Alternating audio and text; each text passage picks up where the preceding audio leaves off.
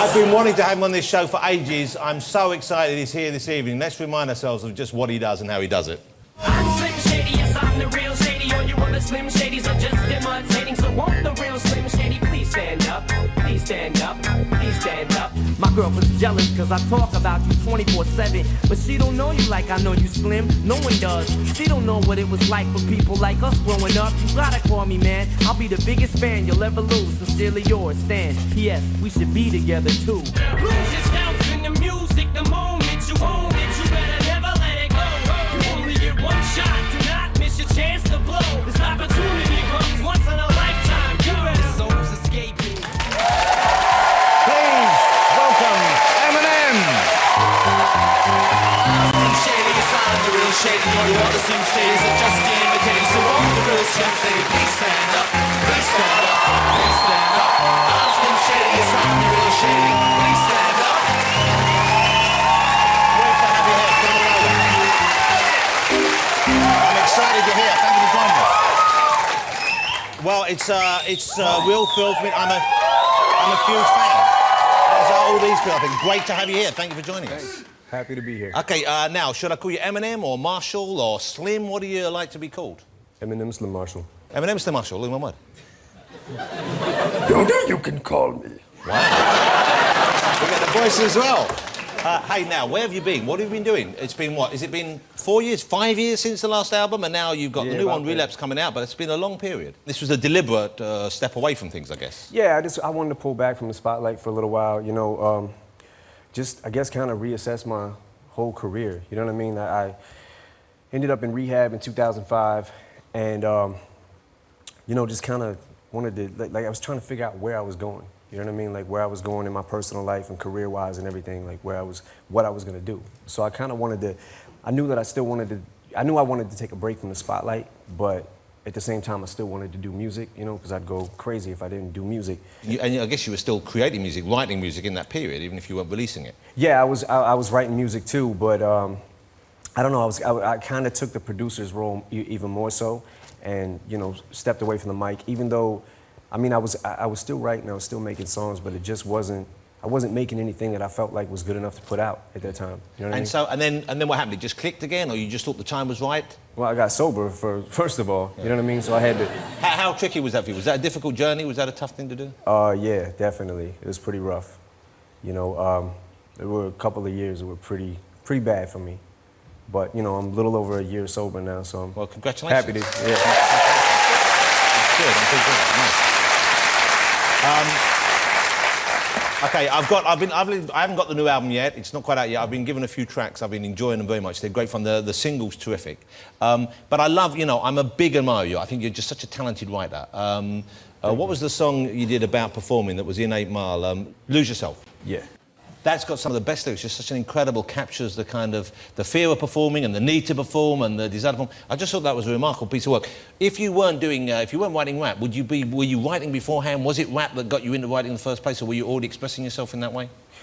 Nah, I mean, I didn't actually like start writing. It was definitely hip hop. You know, I didn't pick up a pen and realize that I could write anything until, you know, rap got me into doing that. You know what I mean? I heard Ice-T, Reckless was one of the first songs I ever heard.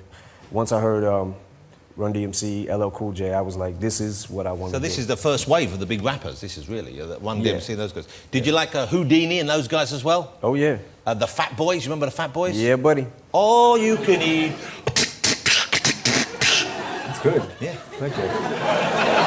We should team up, we should do something, maybe release something together. That'd be hot. Do you, let me ask something, and I'm sure people who rap get asked this all the time. Do you sing ever? Say you're at home and the mood takes you. Because in your rapping, it's kind of talking. Yeah, if you're in the shower, a little bit of Frank Sinatra, maybe? Yeah, a lot of Frank Sinatra. Yeah, really? Yeah. You got a good voice? No, I mean, I sing on my records. I can't really, I'm not a singer. But it's not singing, is it? It's not like, oh, the summer breeze, you know. No. That is officially singing, regardless of what you think. But you ever get tempted to cut loose on a record? I mean, I've done some things, you know, here and there, like as far as like singing, but, you know, I'll tell the world I can't sing. That's not my, you know what I mean, what I feel like my forte is. But, you know, some hooks, if you listen to them, there's melodies in them. Yeah, there's a melody. Well, the way you use the voice is melodic as well. Yeah, I mean, it's kind of like as long as you can hold a key, you know what I mean, or a note or whatever. Like, you can do it. yeah, I guess. Okay. At least I try. Okay.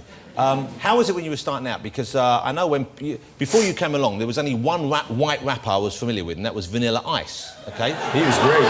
He was Mr. Richard Von Winkle or something. No, believe it or not, I interviewed him years ago. And I quite liked him. He was a nice guy. However, he was a bit of a novelty act, really. You came along, and it's the real thing. But did you encounter that kind of prejudice? Did you encounter that attitude early on? People saying he can't do it because he's a white guy, and this is essentially black urban music.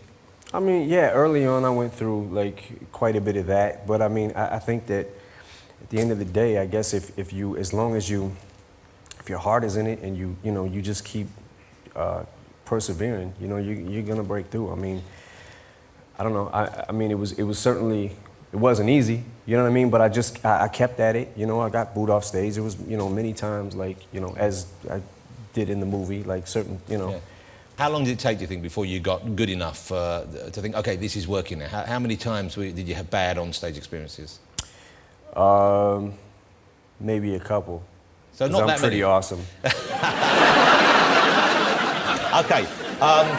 Let me talk about your new single, because you know what I love about your work, and I'm sure many people do, is there's a sense of humour in it. It's funny. A lot of the time, it's funny. Not always. Sometimes it's dark and, other things, but sometimes it's very funny, and the new single is very funny, and you have a firm grasp of popular culture. You kind of, I think the word that young people use is diss. You diss some people in the new single. Some. Yeah.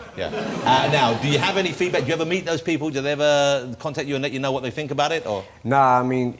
Here's the thing. This is the kind of the way that I see it, and the way that I've always said it is. It's kind of like these aren't personal attacks on people. I've never met these people. You know what I mean? So these aren't like personal attacks on their character or anything like that.